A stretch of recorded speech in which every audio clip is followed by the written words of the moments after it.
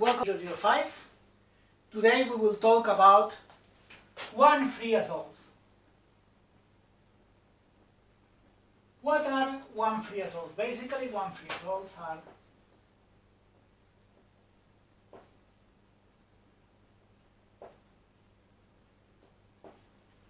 this type of compounds, okay, where we have X could be nitrogen, means amino, oxygen or sulfur. Okay, the first thing that we have to understand is that these compounds are aromatics.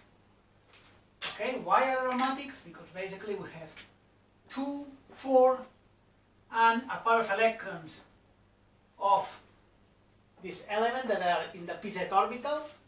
That means that 6 electrons, all the compounds are sp2, all the atoms are sp2, and it's cyclic and planar. That means aromatic. If we check the characteristics of this aromatic, basically is 6 electrons in 5 atoms. That means it's electron rich. But it's more electron rich or less electron rich than pyrrole, for example.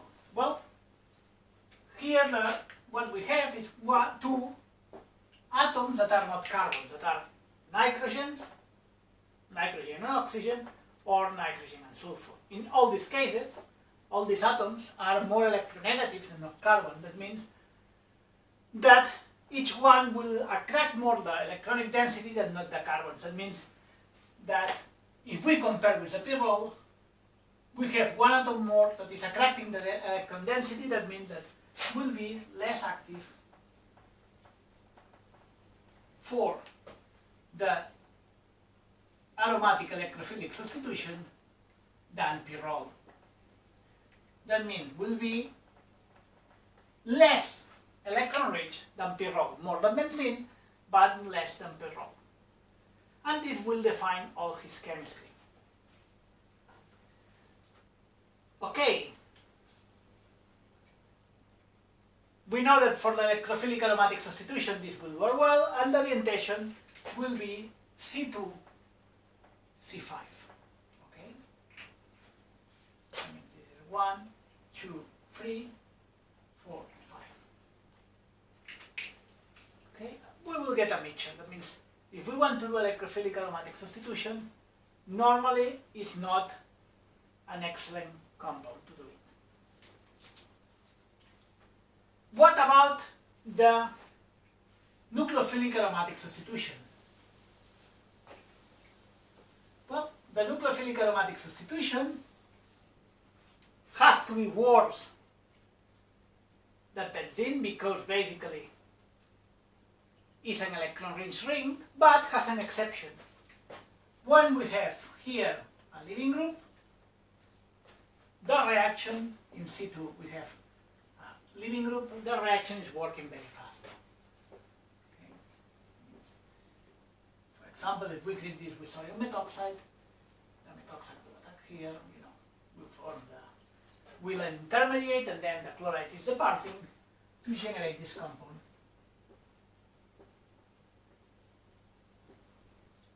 Very fast. That means in this class of compounds, the nucleophilic aromatic substitution is working very, very fast. Okay, in C2,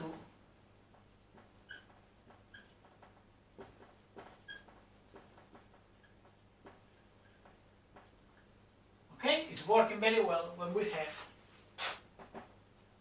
a leaving group in this position, in the middle of the 2 heteroatoms. Another characteristic of this type of compounds, typical of the reactivity, is that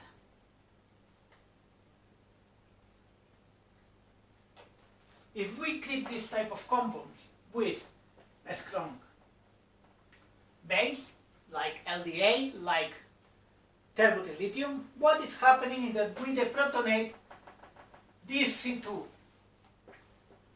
Okay? And then we can add an electrophile to generate this derivative. Okay?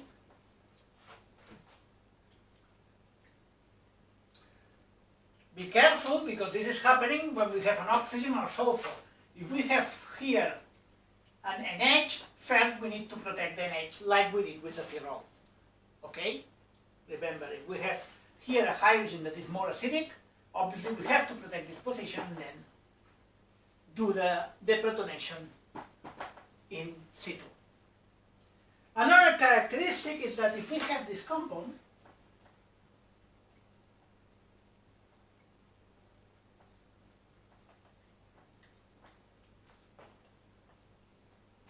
here with an alkyl in this position, these hydrogens, with a methyl or with an ethyl, whatever, hydrogens that are alpha to the azole ring, one free azole ring, are quite acidic. If we treat this with LDA or terbutyl lithium, we need a strong base. What is happening is that we obtain this anion that again we can react with an electrophile to obtain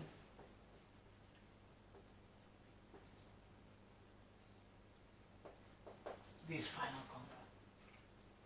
Okay, this is something that could seem strange, but if you check this structure, this looks like an ester. Okay, looks like, that means the alpha position of an ester is acidic. That means that the alpha position of one free azole will be a little bit acidic. Okay? This is basically the reactivity of the azoles. Okay? And now we will explain how to synthesize it.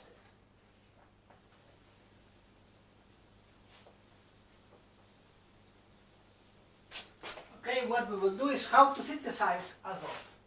We will start with this azole. Okay.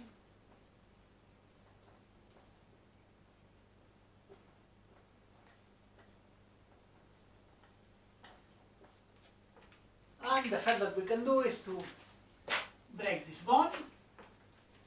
Okay, and if we arrange this could come from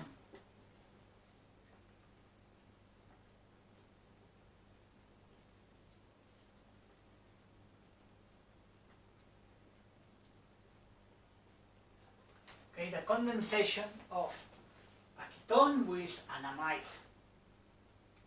Okay? If we want to synthesize this,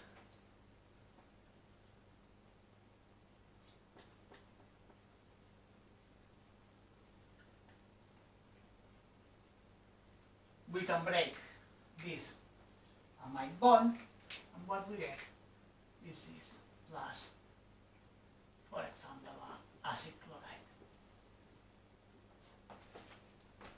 Okay, and finally this can come from a ketone, an enolizable ketone.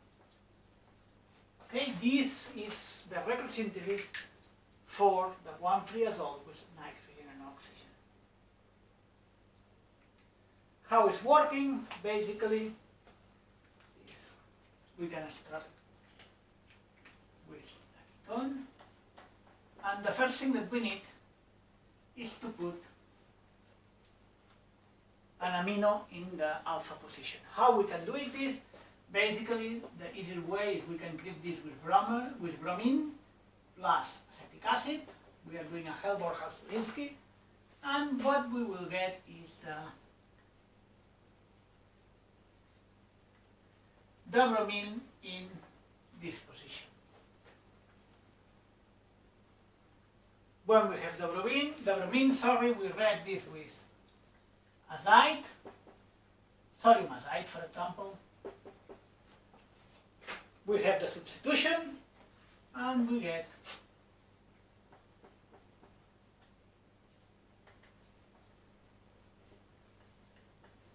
the azide in the alpha position that we can reduce for example with palladium, hydrogen. We also can reduce the light with graphene and phosphine. There are a lot of different methods, okay? And what we get is we get the mean. Okay, be careful that we cannot use, for example, lithium aluminum hydride here. That will be a good reagent to reduce the azide, but will reduce the ketone at the same time. Okay? Then, when we have the amino acid, the amino ketone, sorry, what we do is we treat this with the acid chloride. You can treat with it's not necessary to use acid chloride, you can use another acid and a coupling reagent. Like Bruno explained, basically what we want to do is an amide in this position. Okay, for example, this is a typical condition to get an amide, is the acid chloride in pyridine, and we get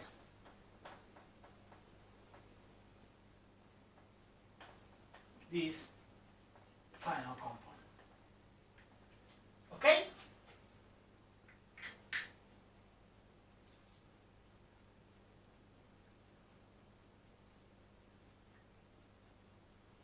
Right?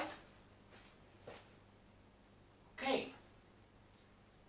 When we have this compound, the mechanism is the following. We already have the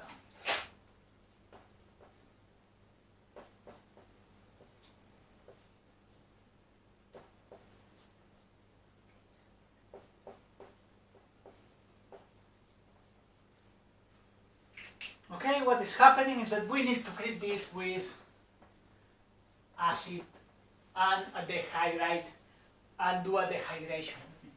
Acid, for example, phosphoric acid, sulfuric acid, something strong. Okay? And what will happen is that we have first step,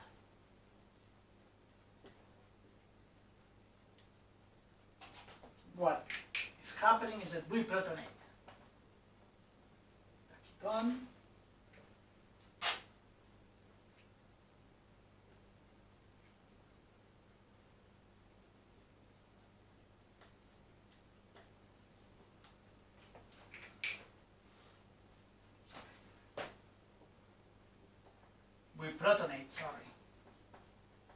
the amide, okay? And what is happening is that the enol form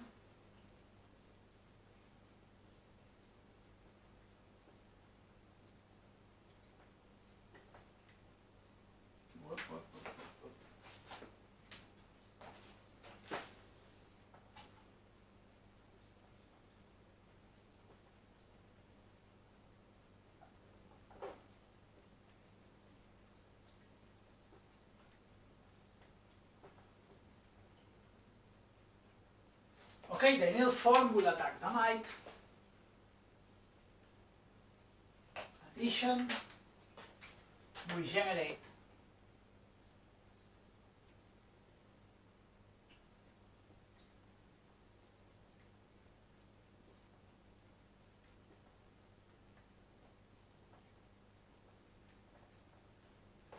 this intermediate, okay, and we rearrange the charges. That means the proton that is here, we will put it here because we want to eliminate this.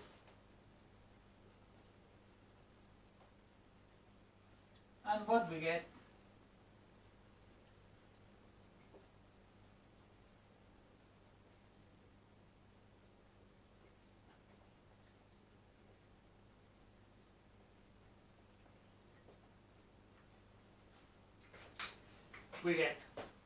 water here, that is a very good living group.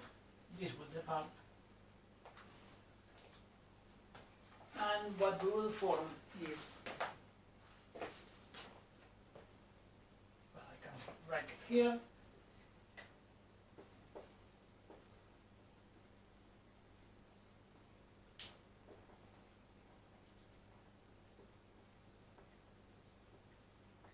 We will get this carbocation that basically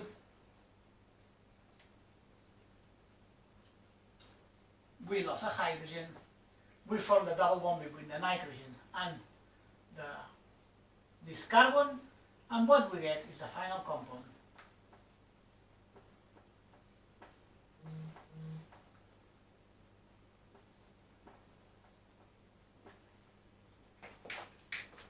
In this way.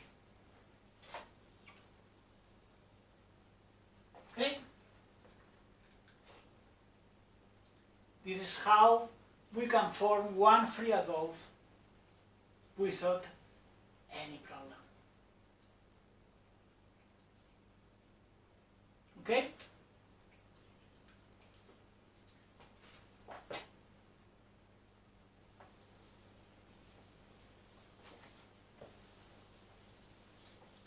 If we want to form another type of azole, basically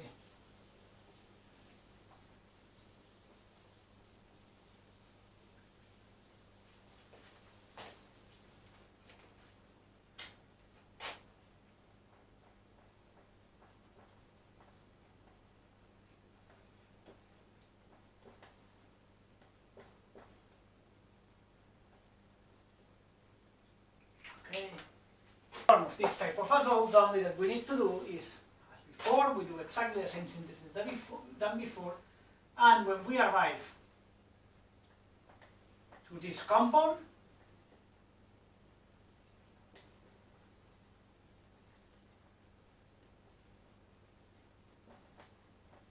okay, when we arrive to this compound in the same way that we did it, what we do is to add ammonia and acid, and we get the final compound. Okay? It's very easy to synthesize 1,3-azoles. One thing that I didn't say before, but it's important, is that when we have the 1,3-azoles with 2 nitrogens, in this case, this compound is quite basic. Why? Because we have, first of all the azoles are basic because we have this pair of electrons of the nitrogen that are not in the aromatic system, are in sp2. But the advantage of this is that if we add acid, for example, what we get is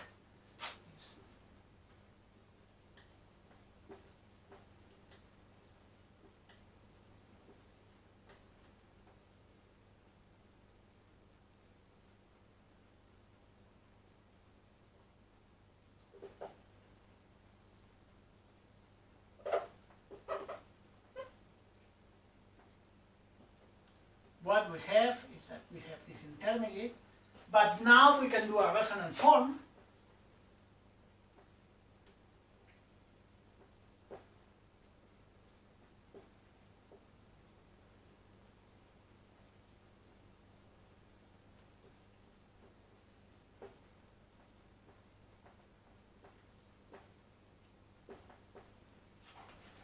Okay. That stabilizes the conjugate base, making this compound by far more basic than not, for example, a pyridine or a normal tertiary amine. Okay? This stabilization by resonance is making this more basic. And also another thing that you have to consider is that when we are using this compound, okay, this compound is in equilibrium with his tautomer. Okay? We can draw it like this, or simply we do this. We put the hydrogen from here to here, and we can draw this.